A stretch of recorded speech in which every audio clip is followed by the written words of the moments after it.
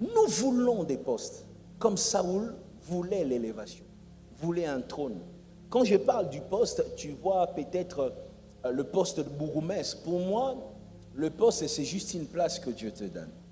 Ça peut être professeur, tu vois, femme de tel monsieur, dirigeant de telle entreprise, CEO de beaucoup de choses.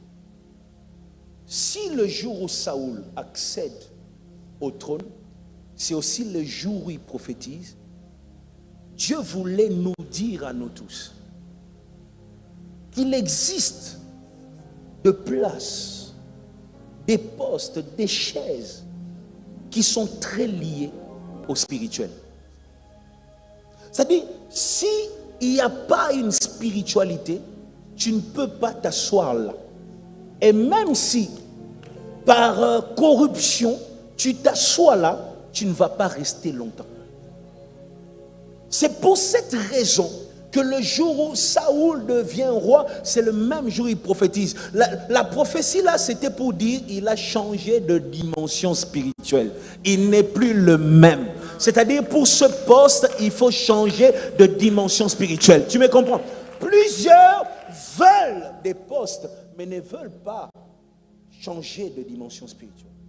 Il y a des postes, écoutez-moi, c'est que l'Église qui ne maîtrise pas les choses. Les francs-maçons, les bouddhistes, toutes ces personnes maîtrisent ce que je suis en train de prêcher. Ils savent, écoutez, il y a un ministre, un garçon qui devient ministre, le jour où on lui ramène le premier papier, le premier dossier qu'il doit signer, il était debout, il a commencé à trembler dans son bureau. Il tremble, il bouge, et puis le sang coule de son nez, tombe sur les papiers. Pouf! Quand le sang est tombé, il est allé s'asseoir et il a signé. C'est-à-dire, par le sang, il a eu ses postes. Maintenant, toi, tu veux résister, tu veux accéder à des choses élevées, mais sans te transformer spirituellement. Saoul, tu veux être roi, ben tu dois être un prophète.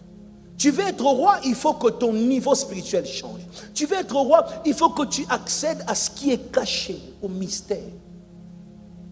Je veux être pasteur, mais est-ce que tu es assez spirituel pour ce poste de pasteur?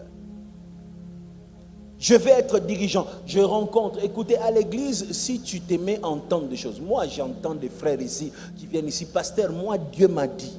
Tu vois, quand c'était 23, la deuxième élection de Fachi. C'était 2023. Vous savez, cette année-là, j'ai reçu des frères en Christ qui sont venus. Pasteur, Dieu m'a dit, soutiens-moi, moi je serai président. Mais je vous dis, soutiens-moi, moi je serai président, j'ai besoin de ceci, j'ai besoin de ceci. Dieu m'a dit, j'entends des choses. Moi, je n'ai pas un problème étant pasteur, je prie pour toi. Je crois en ton rêve.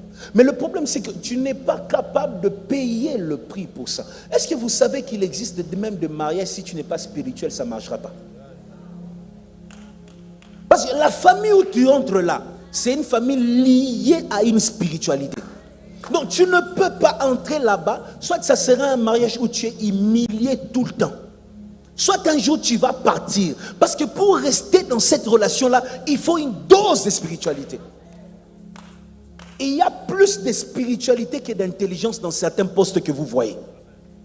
Il y a plus de spiritualité que d'intelligence dans certaines entreprises que vous voyez.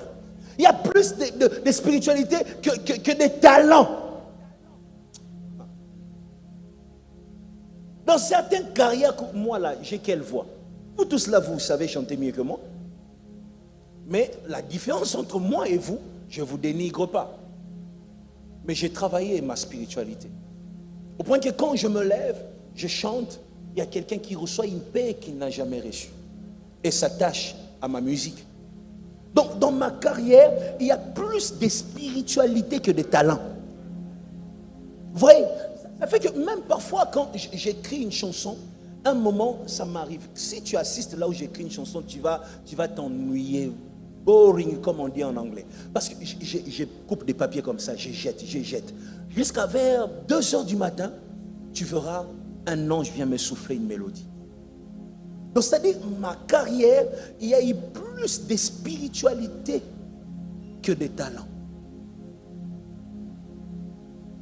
C'est quoi le pourcentage de la spiritualité dans ton rêve, dans ce que tu veux devenir?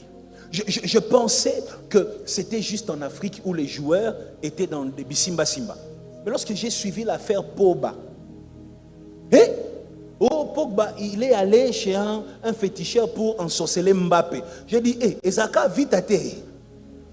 Tu n'as Real de Madrid, tu n'as Paris Saint-Germain. Donc je me suis rendu compte que même en Europe, même la Ligue des Champions, il y a plus de spiritualité que tu penses.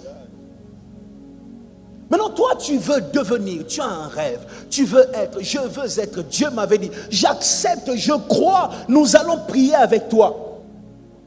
Mais laisse-moi te dire, il y a des choses qui ne marchent pas parce que quelqu'un te porte spirituellement.